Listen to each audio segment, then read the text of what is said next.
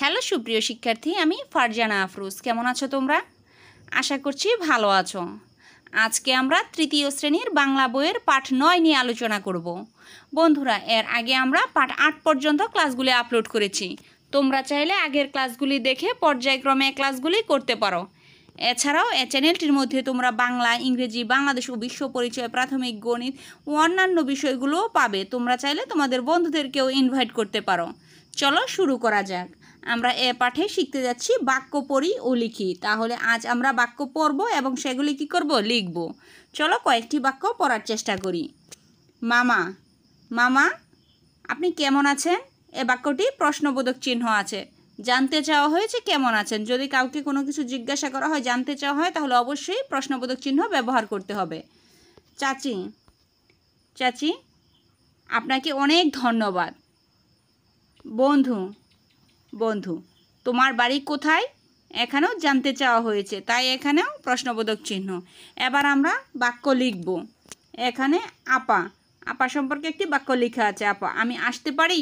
এখানেও প্রশ্নবোধক চিহ্ন দেওয়া আছে। এখানে সার এবং বন্ধু দেওয়া আছে, এখানে ফাঁকা স্থান আছে। এখানে আমরা দুটি বাক্য লিখব। চলো আগে একটু নিচে দেখে নেই, তারপর আমরা লেখার চেষ্টা করব। পড়ি, কি দিয়ে একটি বাক্য পড়া হবে।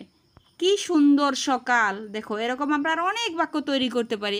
কি সুন্দর বিকেল, কি সুন্দর দিন, কি সুন্দর আকাশ, কি সুন্দর মাঠ, এরকম করে আমরা অনেক কিছু বলতে পারি।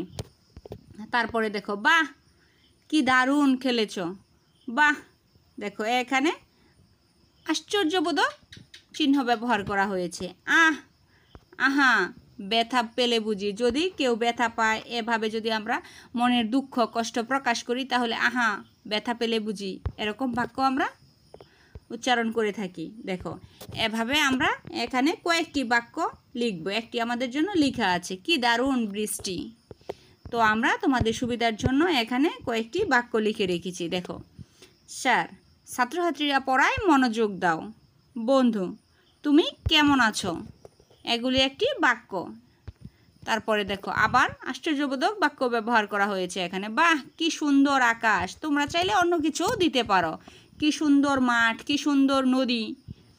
আহা তাকে খুঁজে পাইনি। তোমরা চাইলে এখানে তোমাদের মতো করেও বাক্য তৈরি করতে পারো। আমি আমার মতো করে বাক্য তৈরি করেছি।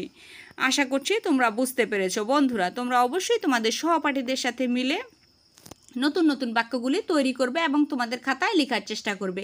বইতে লিখলে অবশ্যই তা পেন্সিল দিয়ে লেখার চেষ্টা করবে। এই মধ্য দিয়ে আমাদের আজকের পাঠটি শেষ হতে যাচ্ছে। তোমরা যারা আমার ইংরেজি ক্লাসগুলি দেখোনি, অন্যান্য ক্লাসগুলি দেখোনি, তোমরা চাইলে তোমাদের বন্ধুদেরকেও ইনভাইট করতে পারো এবং সেই ক্লাসগুলি দেখতে পারো।